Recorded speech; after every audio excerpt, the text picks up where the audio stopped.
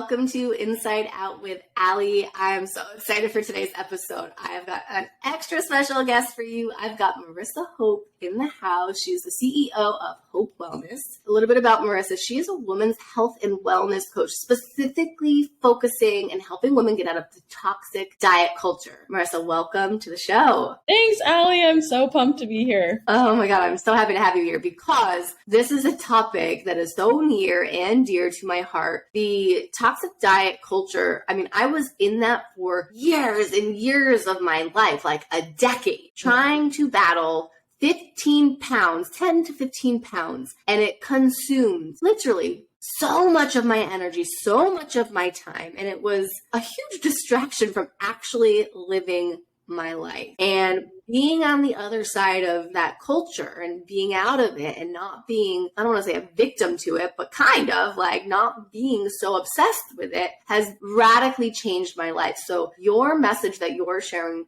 with the world is so important because we're here to share that it's possible.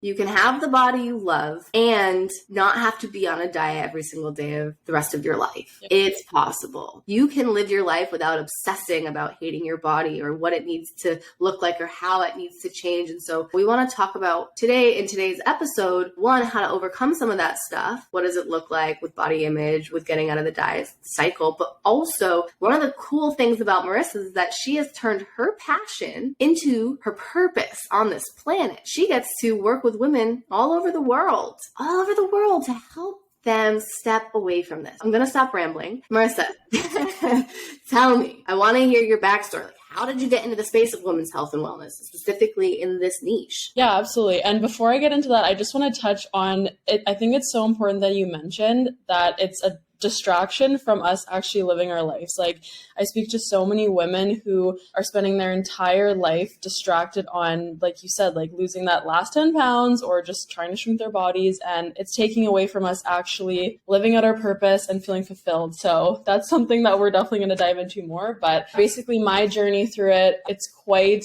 interesting. It's a little bit of a roller coaster, but I truly believe like everything happened for a reason. So essentially, I would say it really started in high school when I didn't make my volleyball team in high school. And that kind of led me to joining a gym. I've always loved being active and moving my body. So I was like, okay, well, I want to do something movement wise. So I joined a gym. I was quite young, maybe like 16, 17. And I just fell in love with it. I fell in love with lifting weights, with getting stronger. I remember I would always see women in the gym lifting heavy. And I was like, damn, that's awesome. I want to do that. I want to feel really empowered like that and maybe inspire other women. But then that kind of trickled into, I was meeting some coaches who were into bodybuilding. And I remember my mom had done bodybuilding shows. So I kind of morphed into joining that sport and prepping for bodybuilding shows. I was super young when I did my first one, maybe 19 years old. And I just didn't know a lot. So I had this coach who was telling me, like cut out carbs, do all this crazy cardio. And I was just like, okay, like whatever you tell me to do, I will do, right? Because I was dedicated, I was focused, I liked the push at that time. But it wasn't long after all that bodybuilding competition stuff started that I was really getting into a lot of disordered patterns that I was not even aware of. For example, I had no idea what binge eating was. I just thought it was normal that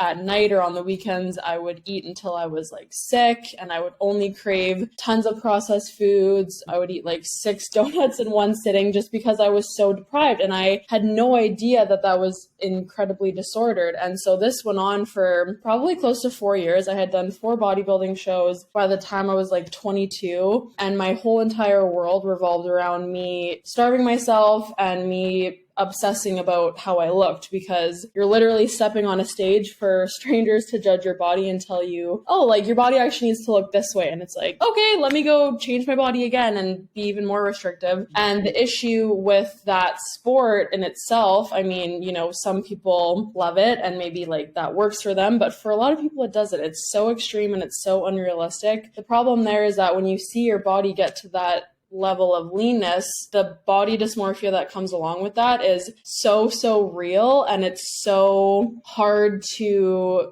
now see your body at a normal, healthy size and think, oh, that is wrong, or I need to be smaller again. Like, it just is a cycle that is extremely hard to get out of. And whether you've done bodybuilding shows or not, like if you've dieted, if you've been on that quest to shrink your body, it's never enough. Like, you're constantly chasing yourself down this rabbit hole where it's never enough. I think like eventually I had just gone to the point where I was like, this is madness. Like, I am so consumed with food. I was scrolling Instagram, I remember, all day just looking at food, and I was like, this cannot be normal. And so I finally started to share my journey on Instagram through like the binging, through struggling with food, struggling with my body. And I was getting so many messages from women saying that they were also struggling with this. And I was like, okay, damn, like this is a problem, and it's obviously not normal. And a lot of us are going through the same thing. And so that kind of started me just sharing more of my journey to try and help bring awareness to this,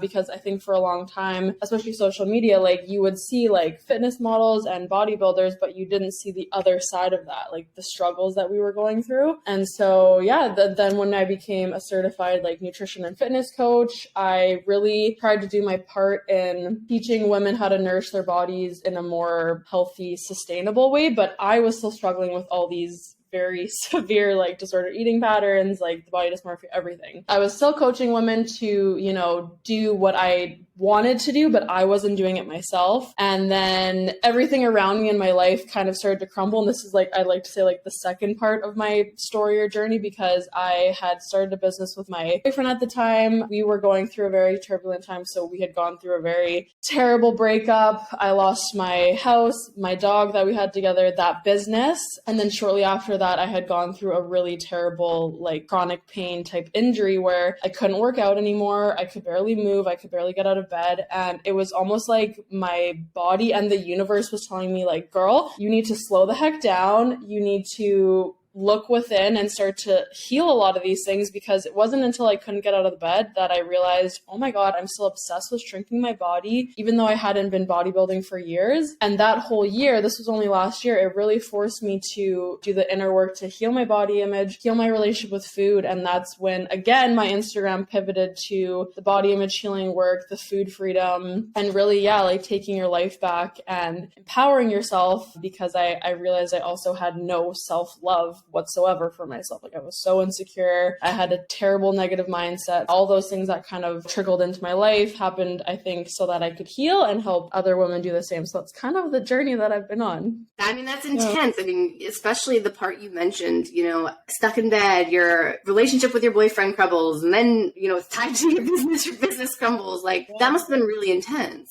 It was, like, I would say up until this point, the hardest thing I've ever gone through. Like, every single day I was crying, depressed. And I even say to my parents now, like, thank God for them. And I just thank them, because I was just the most miserable person ever. And I couldn't get myself out of that mindset. But like, that's the thing. Like, that's why I say, like, your hardships really build you back up, because that forced me to be like, okay, I'm not going to feel sorry for myself anymore. I'm not going to be the victim. And obviously it doesn't just happen overnight where like, oh, all of a sudden I'm super happy and I have a positive mindset. But it really forced me to like take action and responsibility in my own life for how I was speaking to myself, how I was showing up for myself every day, and really just focusing on the day ahead of me and not thinking too far into the future, but just really trying to take those actionable steps to create the life that I wanted. What would you say for anybody who's like in that position where they're feeling like, damn, the floor is falling out? Like, what are some actionable steps that you did in that period that helped you get out of being in that stuck space?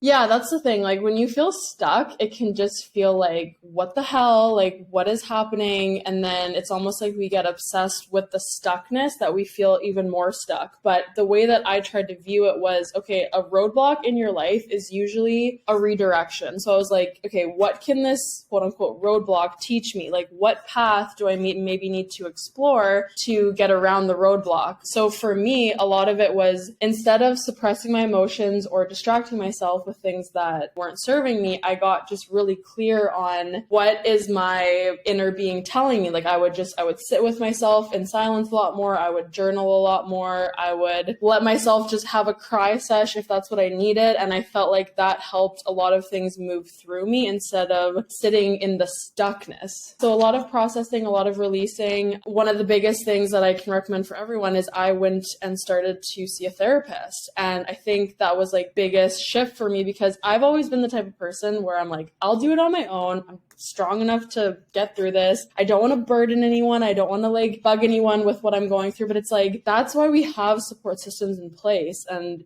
like as someone who had a really hard time reaching out for help, that was the best thing that I could have done. Talking it out, journaling it out, trusting yourself, and also not being so hard on yourself. Like again, stuckness it's there for a reason. And so if you can show yourself compassion of like, okay, like I'm going to figure this out, but like, what do I need first? Trusting that process, I guess, too. Yeah, I think these are really important things that you're sharing. I come from a very similar background where it was like, no. Like I was in kindergarten, I was crowned most independent. From a very young age, my identity was, I've got this. Like, I could do this. I don't need anybody. My mom passed away when I was 18. I didn't go to therapy. I didn't go to grieving counseling sessions. I thought that was for weirdos. And where I come from in my family, like, that's not really the norm. Like, we don't, and it's not just my family. Like, that's a lot of people in the older generations where therapy was for people who were broken. We're getting into a world now where I think it's becoming a lot more normalized and there's a lot more people willing to do it. I know because when I was calling for a therapist, it took me a very long time to find one because they were all booked. But it's so important. Like, if you're in this mindset, like, oh, I'm not broken, I don't need anything. It's not about trying to fix something that's broken. It's about taking something that's good and making it great. Absolutely. Yeah. Giving yourself a chance to evolve, because that's the other thing. Like, we're not meant to stay stagnant or the same. And like, that's, I think, another lesson from the struggle or the roadblock. It's like you're shedding a past version of yourself that maybe no longer serves you. Like, when I think about my bodybuilding years, I think about who I was in that past relationship. I think about who I was when I was grieving. And it's all these layers that you shed, and it's like you're building up your next self, and we're constantly evolving. So that's also part of the empowering part of the journey. Like, if you're going through something really hard, it's preparing you for who you're meant to be next, I really believe, too.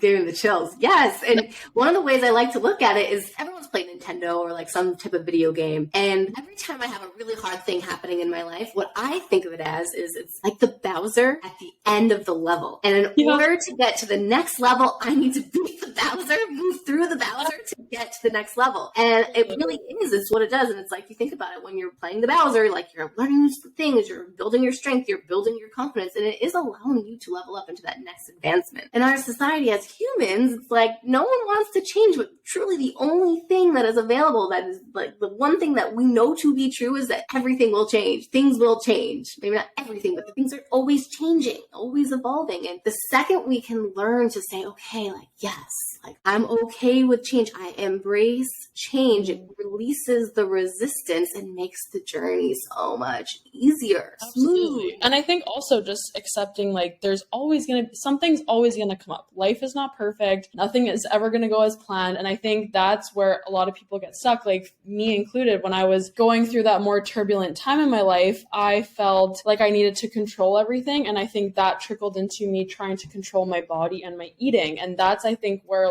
for a lot of people, like the body image and the disordered eating, it stems from that feeling of I need to be in control, or I lack control in other parts of my life. But it's like, we're not meant to control everything. And then it's just like, if something comes up, okay, like I'll deal with it. Like, I have the resources. Like, again, it's the trusting in yourself that whatever is coming up for you in your path, like there's that quote, anything that comes up for you, like you'll be able to deal with it. I'm not saying it right, but it's like nothing will ever come on to you that you can't handle. I haven't heard it, but I know the direction it's going, and it resonates, because if you think about our history, and all of us that are listening, like you look at your past history, all the things that you've gone through, you got through in your past. Exactly, so it's like you got proof that you can handle it. Like, exactly. Back it up. Totally, yeah. So, I want to just touch on one other thing that you mentioned. You said you had a failed business and now you have this one. I just wanted to bring a little bit of light to that, right? Because there's a lot of people who are like, oh, well, if I go and I try something and it fails, well, I don't want to do that again. Like, oh, no, that's too scary. Like, see, like, this is the proof. This is the proof that I can't do it. I'm done, right? But you dusted yourself off. You got back on the horse. And now here you are with a thriving business. Yeah. And that's the thing again. Like, I think that, I know I keep saying this, but it's true that those roadblocks are an opportunity, because for me, like that previous business that I had, it was fine. Like, you know, it paid some of the bills. And then when that ended, I was like, okay, I want to turn my actual passion into something that can help other people. And I think that's kind of where those two things meet, right? Because I think a lot of people are stuck in jobs that they're either not passionate about or they hate or that is draining them. And it's not like everyone can just quit their job on the spot and start something up. Like maybe we can work towards that, but I think it's just really important to find, okay, how can I make what I'm doing in this moment a little bit more meaningful? Because I think a lot of us, again, it's mindset. We go into that job or that business and we're like, oh, well, I hate this, or I'm not good at this, and this is not what I want to be doing. Okay, well, of course, then it's going to be harder to succeed or feel good in that. And so again, it's that mindset, flipping the switch of like, how can I just make this a little bit funner? How can I make this more meaningful to me? And even if you're helping one person, for example, like the business that I do, it's very much so dependent on Instagram. And for a lot of people, Instagram is very confusing and it's very maybe dreadful or stressful. And for me, the way that I started to view it was like that sentence of, even if I can just help one person, I'm doing something meaningful and that makes me happy. And that's eventually going to trickle into me figuring out, you know, what people need more. And that's kind of where my business blossomed into the side of, okay, I'm a nutrition and fitness coach. There's tons of nutrition and fitness coaches out here, but what does the world and what do women more specifically need? And I saw that need for getting out of the starvation diets, healing the body image, all these things. So again, it's like, it's bringing that like purpose and that meaning into like, what does the world really need? And that's kind of when those two things can work together. Yeah. Does that make sense? That makes a lot of sense. I mean, it's beautiful because you're talking about this thing that so many people in this world crave, which is going to do work that doesn't feel like work. It ends up actually not being work. It ends up being creating every single day for however many hours you work. And you're doing something you love, you feel lit up by, you feel alive, you like enjoy what you're doing. And I think that's the bridge that most people want to so desperately cross, but they can't because they're so attached to their fears around not having enough money, or what happens if I do it and I fail, or what happens if what will people say about me, thinking that I can go and just do this. Like, I don't want people to talk about me, right? Like, these are all really real things that are keeping people back from like taking the lead, and you've done it. So it's so important. It's such an important conversation. Yeah, absolutely. And that's the part I forgot to touch on, is the fear around it. And that's another, like, it's our self-limiting beliefs that usually keep us stuck and stagnant and not taking that next step. And yeah, like you said, it's totally valid to feel like people are going to say things about me or judge me, or maybe I won't be good at this, maybe I'll fail. And the thing is, like, you don't know until you try it, right? And failure, once again, is part of life and it keeps us moving forward. And when you think about all these people who, it's easy to use examples like millionaires or people who have like these big companies, like they probably failed like 1,000 times behind closed doors before they actually succeeded. And that's just part of it. If anything, like looking at the failures is like, okay, this is just one way that it didn't work, but maybe I'll try this other path. And then on the note of like people judging me, well, no one's living your life. So it's really only your opinion of you that matters. And I always use this analogy literally with anything of, I don't want to get to the end of my life when I'm like 60, 70, 80. If I'm lucky enough to live that long, I don't want to look back and be like, man, I literally wasted my whole life worrying about what other people thought, or, you know, waiting for that perfect moment, or worrying that I was going to fail when like now I'm at the end of my life and I didn't really like chase after my dreams. So like, what even was the point? Yeah, fear unfortunately keeps a lot of us stagnant, but that's the other thing. Like, no one's thinking about you the way that you think they are. Like, everyone's got a spotlight on themselves, right? So that's freeing thing that I can tell you probably. That's such a good point to bring up. Most people think that we are the center of our world. So we are thinking about ourselves all the time. And so it's hard to conceptualize that not everyone else is also thinking about us all the time. And the truth of the matter is you will 1000% have somebody say something about you. But guess what? Those people, they're already saying it. Well, yeah. And that's the other thing too. Like, I have also found that, you know, anyone saying something about you, let's just use the example of like something negative about you, that is just a direct reflection of their own insecurities. Or like maybe you went for that thing that you really wanted and someone's, you know, bashing you for it. Well, they probably just don't have the guts to do what you did. And so that's why they're trying to bring you down. And that's with anything. That's with people making comments about your body, people making, you know, slight comments about a job, something that you're doing, whatever. Like, that is just their own reflection of they can't do what you're doing, really. That could be very triggering for some people. If you think about it, it's like, wow, that person was able to do it. And it's a mirror for them because it's all of a sudden now they are feeling bad that they aren't taking the leap the way you are taking that leap, right? So it comes back to one of the 4 agreements. I love that book. It's not taking it personal because it honestly doesn't have anything to do with you. Like, it's something that you are triggering inside of them that they have not worked through. And truthfully, the other thing to think about in this space is it's like there are going to be people who are talking about you if you are being authentic and if you are being real, because if 100% of the people liked you all of the time, that means you're not being authentic. Very true. It's a hard one to overcome, like to not care about what people think, like way easier said than done, right? And for me, this is a constant challenge. Like, this is something that I constantly have to work through. I've had people say some things about me, like anybody else, right? And having to work through those have been really challenging experiences for me. I come from a people-pleasing background and I want to be liked. But ultimately, especially when it comes to growing my business, the thing that helps me the most is saying, hey, like, there's going to be people who don't like what I have to say. There are going to be people who make fun of me. There are going to be people who talk behind my back.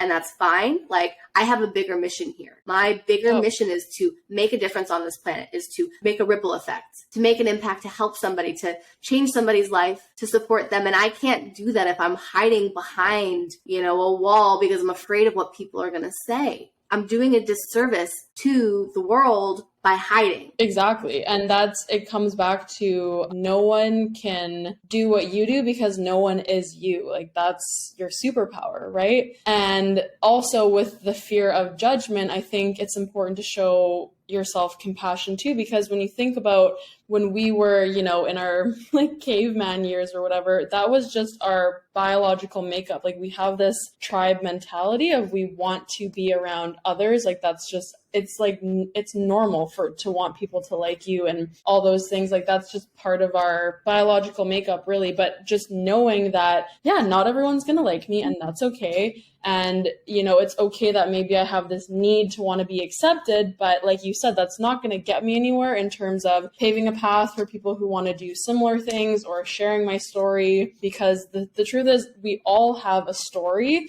And this is something I was actually talking to one of my best friends about this, because she has a lot of like imposter syndrome fears in terms of sharing her business, trying to grow her business, sharing her story. And I'm just like I said before, no one is you, and your authenticity is going to inspire others to just help them pave their own path too, which is huge. I love that. One of the things that I wanted to touch on, you mentioned a word. I was like, I wonder if everybody in the audience knows this word. I know it because I've come from eating disorder background. But you mentioned body dysmorphia. Can you just say, what is body dysmorphia? It's basically like, you know, one of the best examples I can use to paint the picture is, let's just say you got a really big, muscly bodybuilder. They're looking in the mirror and they think that they're small and that they need to be bigger. And the same thing happens for when we're trying to shrink our bodies of like, yeah, we might be super lean. We might be perfectly healthy for our shape and size and all these things, but we think that we're too big and we need to shrink ourselves. And so the body dysmorphia is really like, it's like looking in one of those, you know, those mirrors at the fair where they're all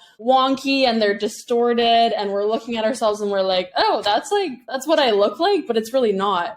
So that's kind of like body dysmorphia. It's like looking in the mirror or even seeing yourself in pictures and you perceive yourself to look XYZ, when in reality, you probably look super healthy and super like normal, and like we all look different. So we're often just really hard on ourselves. And just to use me as an example, in my very like restrictive years, like I look back at pictures now and I look ill. Like I look like a skeleton. Like I don't know how anyone didn't say anything to me. And I remember being in that stage in my life, and I would look in the mirror and I'd be like, oh my God, like I am so large. I still need to lose fat here. And I had no fat. Like I had no body fat to lose. So it just goes to show that like body dysmorphia is a very, very real thing. It's so real. I still experience it. To be honest, I was in my 20s in my very heavy diet culture days. I remember I learned something that really helped me. I was in OA, Overeaters Anonymous. It's kind of like Alcoholics Anonymous, but for people who struggle with food. And they said, your eyes are broken. And I was like, ooh, that hits. Because some days I would look at my body and I'd be like, oh my gosh, ew, I look so fat. And some days I would be like, oh, I look really good. And even these last couple of weeks, I recently went through a breakup in September, and then I, dated another guy for 3 months, and then we broke up. And so I took 3 months off from dating. So I am like single and focusing on me. There's no dating. Like even if someone asks me out, it's a full body. No, I'm not doing it because I'm focusing on me right now. Right. And I've been used to being able to go and call the guy and have somebody there, and it's comforting. It created this comfort. Well, now that's not there anymore. And so what I've identified is I've been, finding some comfort in Netflix and snacks.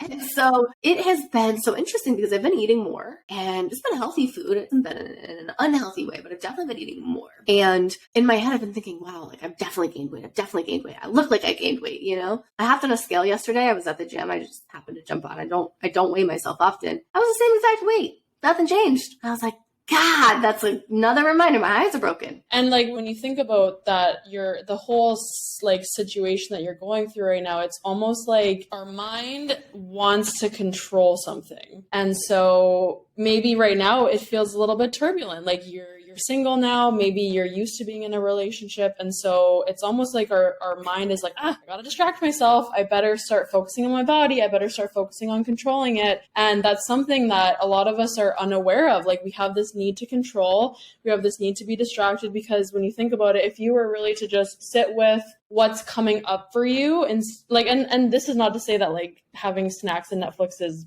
wrong. I'm all for snacks and I'm all for Netflix, but instead of, you could enjoy that, and instead of being like, oh, my body has changed, I'm gaining weight, I need to get quote unquote back on track, which I hate that term so much. But instead of going to that part of that coping mechanism that maybe you have, and maybe you just sit with yourself and you say, what's coming up for me? Why is this uncomfortable? Why is it hard for me to be single? Why do I need to call on the person that I'm with to soothe? Have I never been able to self-soothe? So like we could just go into like all those things, but that's where a lot of people, we don't realize it, but body image is usually an inner wound coming up that we either don't want to process or we don't know how to process. And so we turn to that body hate or that body control, and then we're just in that cycle because we're not aware of it. It is mind-blowing the way that works. Like it blows my mind. And it's funny because, I dealt with this in my 20s, my eating disorder. And I was like, oh yeah, I'm over it. I did OA and I did therapy and I did all these tools to heal from the eating disorder, right? And I'm like, wow, like this stuff still creeps up a little bit. So I find that fascinating. Yeah. And that's the thing. I think like, especially with the work that I do with my clients, like we heavily focus on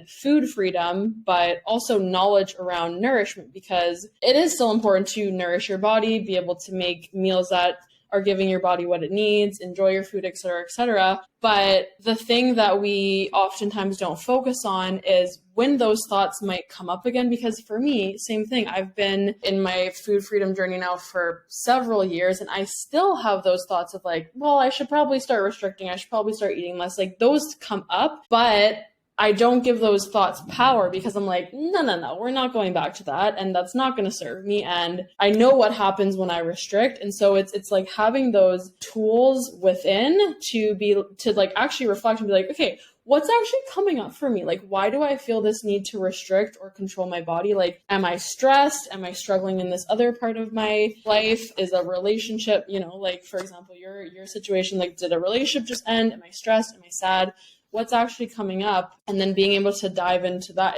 Everything is a healing journey. like everything we go through it's a healing roller coaster, and there's no timeline and there's no guidebook on it. But yeah, we just kind of got to like show ourselves that kindness, and it's that awareness, I think, for a lot of people that we need. So you're talking about just completely ditching, I'm assuming, calorie counting with this, diet culture, macro, micro, limiting certain foods. Like how would you say someone gets out of the toxic diet culture? What are the tools that they would use to start that journey? I mean, there's so many things, but I think the main thing, especially that I preach on, is keeping it simple, because there's so much terrible information out there, firstly, but you could fill yourself silly with information on the internet and Googling and all these things. And there is no right or wrong way to eat, or there's no better or worse thing to do, I would say. It's just a matter of what is going to work for you long term, what's enjoyable for you, and how do I just make sure that I'm giving my body what it needs. Like, those are the three main things, because for a lot of women, we're cutting out carbs, we're not eating enough, we think less food is better, which it's absolutely not. Then we run into all these cycles of like, well, why can't I stop snacking at night? And why do I have a sweet tooth? Crazy sugar craving. And it's like, those are just all things your body is signaling to you of you don't have enough energy, you don't have enough fuel. And so the thing that I first and foremost work on with my clients is just consistently eating enough. And that can feel really foreign. Like, a lot of women have a hard time even just eating 3 meals a day. And so it's gradually, having a balanced breakfast and then eating every few hours thereafter. Like, it's just the best way to signal to your body that it's safe and that it has what it needs. And yeah, I don't, macros, for a long time, I helped women understand macros, because I think for some, it can be beneficial. Like, if you have no idea what protein is, how to eat enough carbs, et cetera, et cetera. But for, I think, I would say 90% of people, you don't need to be counting calories. You don't need to be counting your macros. You don't need to be weighing your food at all. I think that just leads to a lot of disordered eating for many people. It's more so tuning into your body, listening to hunger cues. And if you've lost your hunger cues, just getting those back in general, and honoring your cravings. Like, again, keeping it simple. You don't need to have crazy recipes. You don't need to be cutting things out, but it's finding that balance that makes sense for you. I personally don't work based off of meal plans, because I find they're restrictive and you don't learn anything from them. So it's more like I really dive into things with my clients of okay, what feels good for you nourishment wise, and what do you personally need, and how can we make sure that you enjoy things for the long term? It's really how I dive into things. I love that. One question that came up for me. So when I was deep into my eating disorder and I went to go see one therapist, and she told me, yeah, we're not going to be doing any calorie counting. We're not going to be doing any diets. So you're going to be eating about 2,000 calories a day, which, I was eating 1,200 calories to 1,600 calories a day. At that point, I was like, 2,000? Are you off your rocker, lady? There is zero chance that many calories are entering in my body under my supervision. There's control over here, right? And so I did not work with her. There was no way I was capable of doing that. So what do you say to the women who are like, yeah, Maris, all sounds great. I would love to not be in this cycle, because I'm literally going crazy in my mind, but I'm not willing to do that because I'll definitely gain weight. How do you deal with that objection? And that's the thing, the mindset side of things, it takes time, because I remember being in that phase of I was terrified to eat more. I was terrified to eat enough, and it is scary. And I think those feelings are valid. So I think firstly, acknowledging that it feels hard, and that's okay, because it may be something you've never done. And it's unfortunate because even 2,000 calories for most women, it's not even enough, which is crazy to think. I usually honestly try to point out a more logical side of things, because when we're thinking about food and we're scared, it's a very it's coming from that emotional place of, well, I'm not going to be in control, and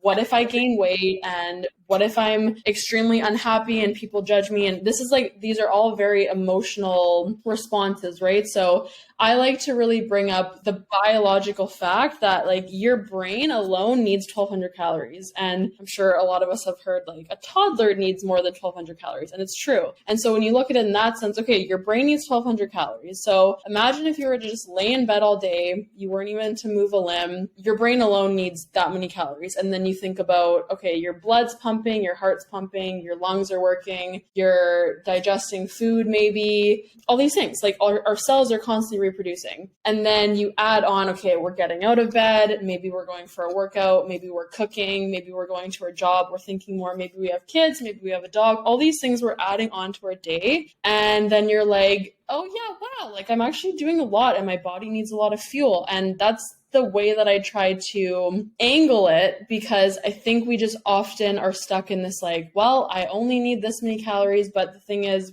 in your example, like only eating 1,200 calories, like you are forcing your body into survival mode. That is like fight or flight mode. Your body is starving. It's just trying to keep you alive at that point. And then all these things start to come crashing down. Like you're not going to be able to digest food very well. That's why a lot of women struggle with, bloating, gut health, because your body doesn't have enough food to even digest. And then sometimes we can trigger autoimmune diseases, our hormones take a hit, our metabolism is going to slow down. And then we just get stuck in this cycle of, okay, if you're only eating 1,200 calories, then, well, you're going to need even less to quote unquote maintain maybe like the physique you have. And for a lot of women, okay, like if you gain weight eating enough, that just goes to show that your body was in such a chronically deprived state to look a certain way on barely any calories. And it's just like, do you really want to live your life like a quarter functioning? Just basically at that point, your body's just trying to keep your heart pumping. So I try to just like really pinpoint it in that sense, because I think it just opens up a lot of people's eyes of like, damn, like I'm doing my inner health dirty, and that's only going to lead to more problems down the road. And again, it takes time. It's a mindset thing. It's something that I like really, we dive into things like daily if needed, because sometimes it's just, you need that reassurance from someone who's maybe been through it or who gets the physiology behind it, but it takes time. It's a hard one. Yeah. Totally. I have a couple minutes left with you, so I just want to jump into one other thing. We have a lot of people who listen in who are ready to leave that job that they hate, leave the 9-to-5 life. They're interested in entrepreneurship, but they don't really know where to start, how to do it. Do you have any tips or tricks or recommendations or ideas to share with the viewers on how they could do that? I think that it's really a matter of, again, and this is something that I like really believe in, it's a matter of mindset and believing in yourself. Because once again, if you have that narrative of I can't do this, or who am I, or this probably isn't going to work, it's almost like a self-fulfilling prophecy, because what we perceive, we're like then projecting on into the world. And so it's almost like that fake it till you make it quote of, if you were to believe in yourself and go through some affirmations of like, you know what, I can do this. And even if I fail, I can try again. And really just honing in on the fact that like you are the writer of your story. This applies to any area of your life, I think, because like, just to give myself as an example again, like, okay, I was in that really negative headspace. It felt like everything was working against me. And then I got super clear on like, I'm going to believe in myself. I'm going to work on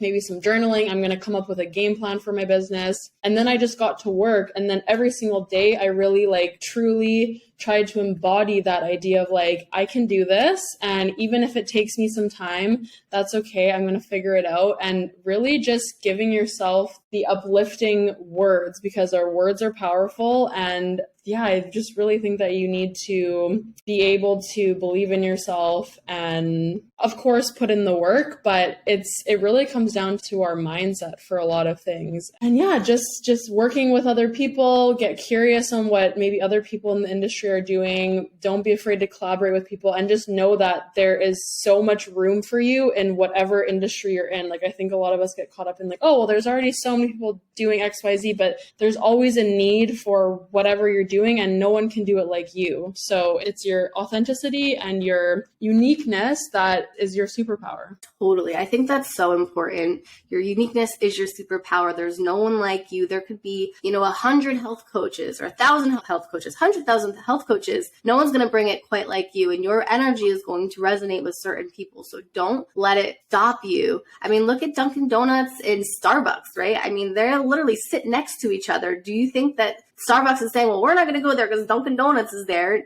No, they still plop themselves down right next door and they do great, right? So it's just recognizing like you have your own uniqueness, you have your own special sauce, and there's no better time than now. So anything is possible. You can create it. If you want to plant that seed, it's just taking the leap. And there's a lot of ways it can look. It doesn't mean, you have to go quit your job right now and like jump into something with $0 coming in. There's other ways of like shifting. It doesn't have to be an all in, all out situation. It could also be a gradual thing where you start just making a side hustle and then you build the side hustle up to then shift. So it can look a lot of different ways. It's important to, keep an open mindset of all possibilities, because truly all possibilities are available to you. Absolutely. And the one thing I always say too is like, there's probably someone out there who's less qualified than you already doing what you want to be doing. So like, just start, right? And we live in an age where there's so much information about every single topic. Like, even if you just take some time to like dive into what you really want to do, like, why not, right? Like, you only live once. Yeah, that's for those people who are like, oh, I don't have anything to teach. I don't have a skill. I don't have a passion. A lot of times experts, they talk about this where experts are experts in something, but they're such an expert. It's so basic for them. They don't even realize that they're experts in it. That's so true. Yeah. Like your most important message, it might just feel like, oh, well, this is just like, it's whatever, but it's like, no, actually you could be helping so many people, because some people just maybe don't know that or aren't good at it. So that's a good point. Marisa, it has been so awesome having you on the show. Thank you so much for being a part of this. Thank you. This was so much fun. I'm so honored that you asked me to be on your podcast. Where can people find you? You can find me on Instagram. This is where I post a lot of my like educational posts, all about my coaching, and then obviously all my philosophies that I went over today. It's Marisa Hope with 3 E's. So it's MARISAHOPEEE. That's my Instagram. It's the same thing for TikTok. And my link in my bio on my Instagram is where you can find how to coach with me and work with me. Beautiful. It has been such an honor to have you on the show. Thank you, everybody who has taken the time to tune in. And that is a wrap with Inside Out with Ally.